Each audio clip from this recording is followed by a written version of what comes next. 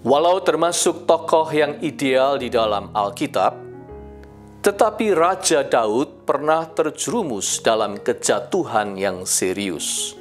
Kita tahu itu. Kapan Daud jatuh? Apakah pada saat ia menjadi buronan Raja Saul di padang gurun? Ketika posisinya sedang terjepit, lemah, dia sedang dikepung di antara lekuk-lekuk pegunungan? Tidak. Alkitab justru menceritakan kejatuhannya diawali pada saat ketika dirinya sedang tenang-tenang berada di puncak kekuasaan sebagai raja. 2 Samuel 11 ayat 2 menceritakan waktu itu setting posisinya berada di atas sotoh istana. Seakan-akan mau menggambarkan Daud sedang berada di ketinggian istananya, di puncak kekuasaannya, di tengah posisi ia sedang kuat. Kenyataan memang sering berbicara. Kejatuhan seseorang seringkali terjadi justru pada saat ia sedang kuat-kuatnya. Mengapa? Karena di dalam kekuatan manusia justru terletak juga kelemahan yang serius yang siap menjerumuskannya ke dalam jurang kejatuhan apabila ia tidak waspada. Kelemahan apakah itu? Tragedi yang terjadi pada 15 April 1912. Tragedi yang menimpa kapal pesiar terbesar pada zamannya itu, Titanic, seakan-akan menjadi tugu peringatan yang abadi tentang kebenaran ini. Betapa tidak. Setelah musibah itu terjadi, kedapatan fakta bahwa kapal itu hanya menyediakan 20 sekoci penyelamat, lifeboats. Tidak heran, dari 2.208 penumpangnya yang berhasil diselamatkan dari tragedi itu, dari bencana itu, hanya 712 orang termasuk anak-anak. Hanya 712. Selebihnya wafat bersama tenggelamnya kapal raksasa itu di tengah samudra Atlantik. Kecerobohan hanya membawa 20 sekoci penyelamat. Itu bersumber dari mana? Bersumber dari sebuah keangkuhan.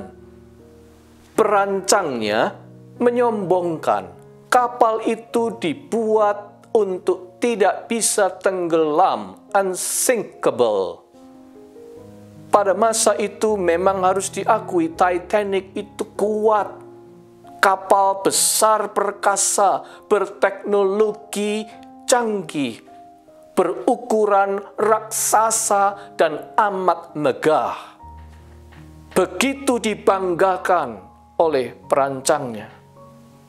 Serentak, semua kekuatan itu menyimpan kelemahan yang serius tadi, yaitu sebuah keangkuhan yang melahirkan kecerobohan yang fatal. Keangkuhan memang selalu menjadi titik awal sebuah kejatuhan. Kejatuhan yang tebusannya mahal. Tidak jarang bukan hanya diri sendiri yang harus menanggung, tetapi orang lain juga. seperti yang dialami oleh Daud dan orang-orang yang ada di dekat kehidupannya akibat perselingkuhannya dengan Batsheba. Keangkuhan menjadi lebih berbahaya lagi karena acap kali tersamar tidak kentara, halus tapi nyata. Keangkuhan itu pintar bersembunyi di belakang apa saja. Keangkuhan bersembunyi di balik kepandaian seseorang, kesuksesan seseorang, ketenarannya, kejayaan, kemenangannya, kekayaannya. Tetapi juga keangkuhan bisa bersembunyi di balik kesibukan seseorang, di balik kekeras kepalaannya, di balik ketidakbersediaannya untuk mendengar, tidak bersedia untuk belajar, di balik kekerasan hati seseorang.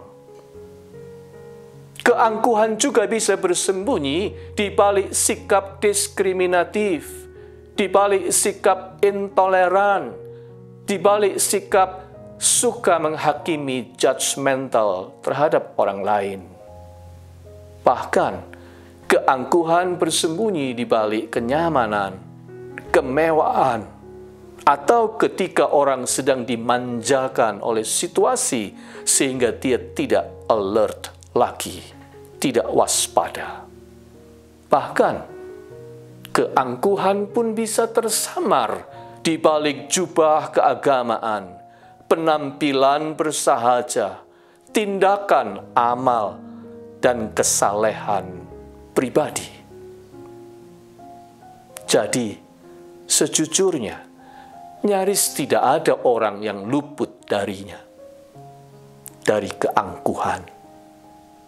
Penangkalnya hanya satu, humility, kerendahan hati. Tetapi siapakah orang yang cukup rendah hati?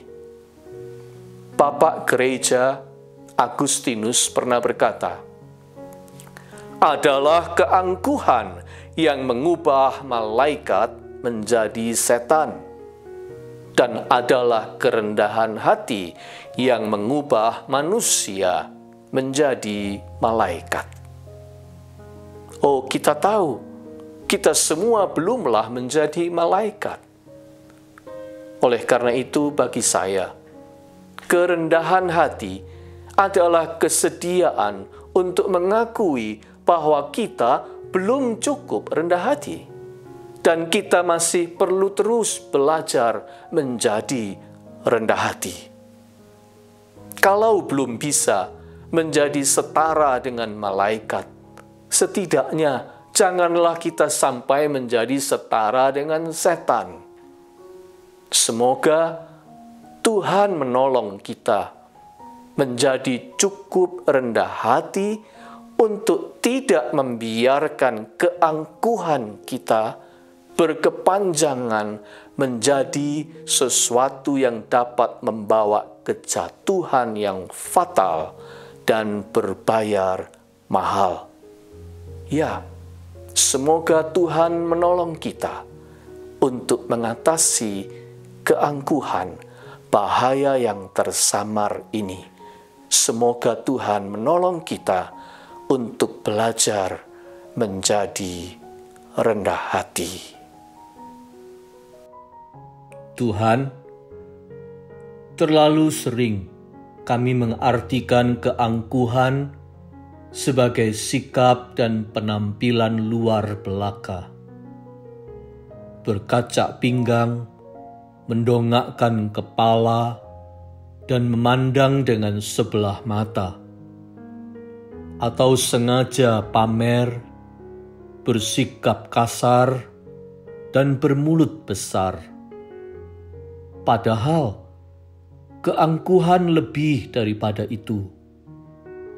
Keangkuhan bisa menyusup kemana-mana dalam hidup kami, bersembunyi di balik sikap dan perilaku yang tampaknya suci, tersamar dalam kebanggaan diri berlebihan tetapi yang tersembunyi.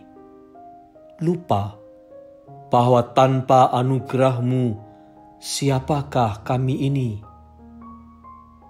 Tuhan, keangkuhan ialah musuh sejati kami. Ia membuat kami terlena dan lupa diri. Apabila tak mawas diri, kami bisa dibantingnya hingga terkapar. Tuhan, ampuni keangkuhan-keangkuhan kami. Buatlah kami tersadar dan selalu mau datang kepadamu yang selalu bersabda, "Belajarlah padaku, karena aku ini lemah lembut dan rendah hati." Ya Tuhan yang rendah hati, jadikanlah kami murid-murid-Mu yang selalu diingatkan akan contoh kerendahan hati-Mu itu. Amin.